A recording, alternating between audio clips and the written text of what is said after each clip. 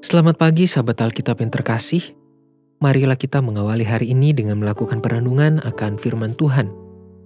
Bacaan Alkitab kita pada pagi hari ini berasal dari kitab Kejadian pasalnya yang ke-17, ayat yang ke-9 sampai ayatnya yang ke-15.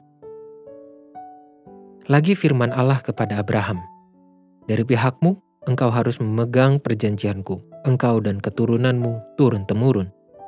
Inilah perjanjianku yang harus kamu pegang, perjanjian antara aku dan kamu serta keturunanmu, yaitu setiap laki-laki di antara kamu harus disunat. Haruslah dikerat kulit khatanmu, dan itulah akan menjadi tanda perjanjian antara aku dan kamu. Anak yang berumur 8 hari haruslah disunat, yakni setiap laki-laki di antara kamu turun-temurun, baik yang lahir di rumahmu maupun yang dibeli dengan uang dari salah seorang asing, tetapi tidak termasuk keturunanmu. Orang yang lahir di rumahmu dan orang yang engkau beli dengan uang harus disunat. Maka dalam dagingmu lah perjanjianku itu menjadi perjanjian yang kekal. Dan orang yang tidak disunat, yakni laki-laki yang tidak dikerat kulit khatannya, maka orang itu harus dilenyapkan dari antara orang-orang sebangsanya. Ia telah mengingkari perjanjianku." Selanjutnya Allah berfirman kepada Abraham, "Tentang istrimu Sarai, janganlah engkau menyebut dia lagi Sarai, tetapi Sarah, itulah namanya." Di dalam Kejadian 17 ini, kita mendapati bahwa Tuhan menjadikan sunat sebagai tanda perjanjian antara Ia dengan manusia, secara khusus dalam hal ini adalah umat Israel.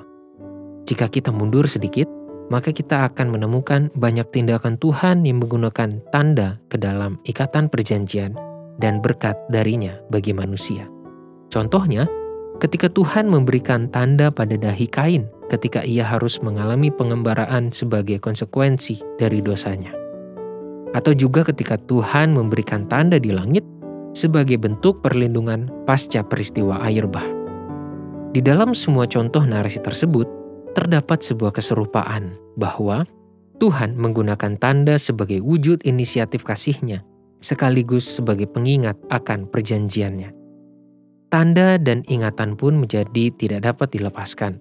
Setiap tanda semestinya memiliki makna atau nilai peristiwa di baliknya yang perlu terus diingat untuk menghantarkan kita kepada pengalaman relasi yang semakin intim dengan Tuhan.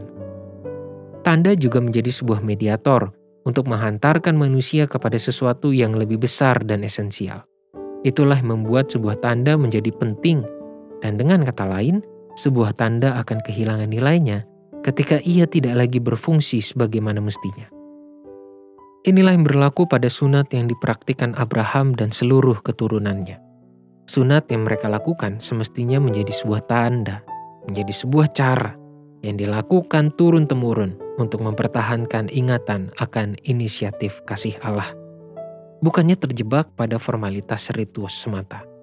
Sahabat Alkitab, sebagai umat Kristen kita memang sudah tidak lagi terikat pada tradisi praktik sunat Abraham. Namun, hubungan tanda dan ingatan akan selalu menjadi bagian yang terhubung dengan hidup beriman. Kesempatan bangun pagi untuk menjalani hari baru semestinya menjadi sebuah tanda yang menghantarkan kita kepada kasih Allah yang tak pernah usai.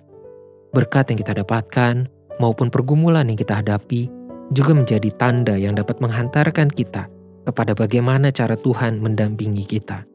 Kita adalah tanda tentang cinta Tuhan yang begitu besar. Keberadaan kita idealnya menjadi tanda menghadirkan pengalaman kasih kepada orang lain.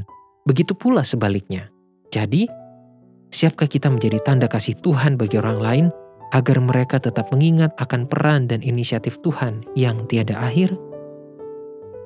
Marilah kita berdoa.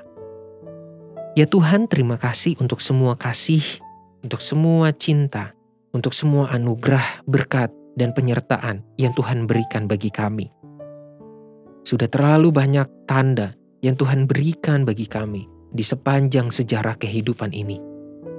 Dan mampukanlah kami Tuhan untuk menjadi tanda kasih Tuhan bagi lingkungan di mana kami hidup, bagi orang-orang yang ada di sekitar kami.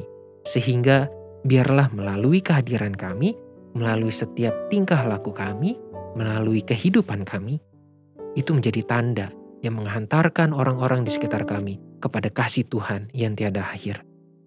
Hanya di dalam nama Tuhan Yesus Kristus kami berdoa dan bersyukur. Amin.